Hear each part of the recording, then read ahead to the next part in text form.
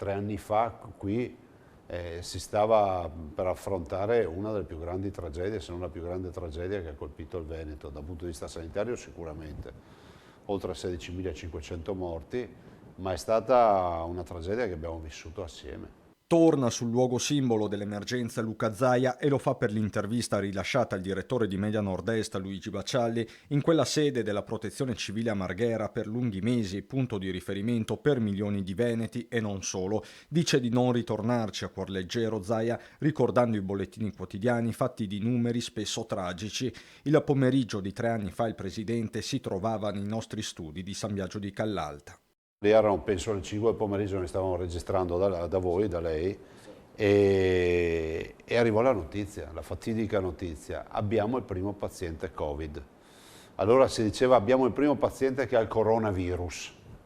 Noi eravamo preparati, ricordo fra l'altro che il Veneto era l'unica regione in Italia che aveva il piano pandemico, altro oggetto di grande discussione a livello nazionale se non internazionale. Bene, ho detto, vi do decreto e quindi su mia responsabilità firmo che si facciano i tamponi a tutti i cittadini di Vo. Apriti il cielo. E subito mi hanno detto: guardi Presidente che lei rischia perché ci sarà la Corte dei Conti, perché l'OMS, l'Organizzazione Mondiale della Sanità, dice che il tampone lo si fa solo a chi è malato, ai sintomatici.